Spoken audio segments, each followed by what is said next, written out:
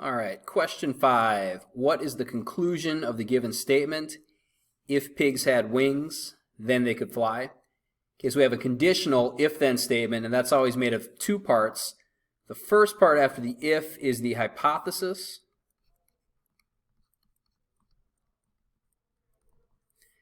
And then everything after the then is the conclusion.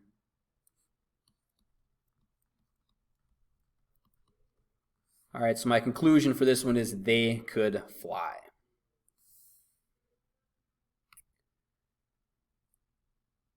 Question 6 asks, what conditional statement does the Venn diagram illustrate?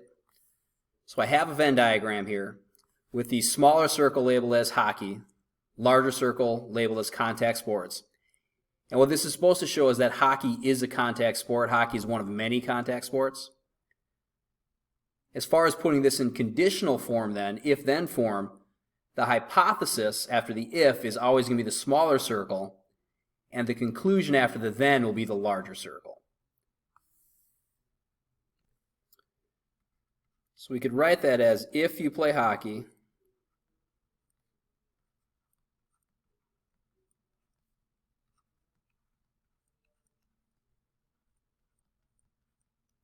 okay, so if the conditional, the smaller circle, then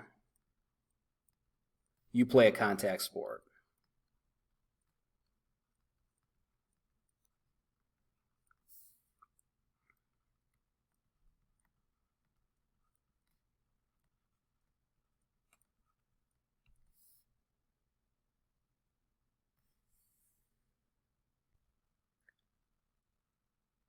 Question 7 says, write the inverse of the following conditional statement. So we have the conditional, if you can read this, then you're too close. Now the inverse is where we leave the conditional in the same order and just negate both the hypothesis and the conclusion. In other words, add the word not to them both.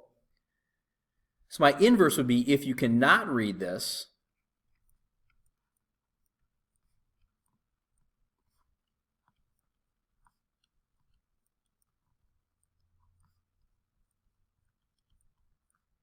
okay, so if you can not read this, and again, the negation is just adding the not, okay, then you are not too close.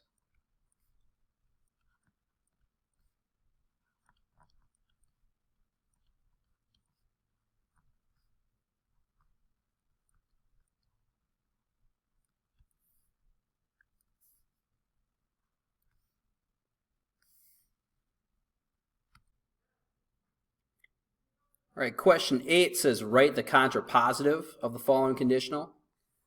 So I have a conditional, an if-then statement. If it rains today, then the game will be canceled. For the converse, what we'll do is we'll take the hypothesis and conclusion, and we will both flip them around and negate them. So as in if the game is not canceled,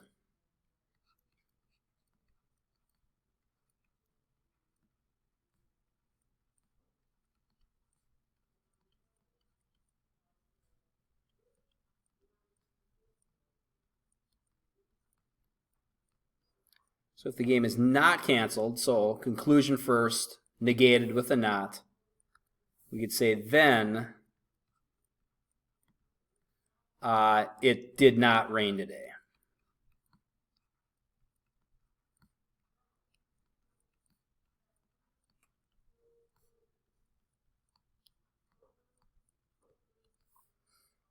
All right, so again, with the contrapositive, you flip the order of the hypothesis and conclusion and negate both of them.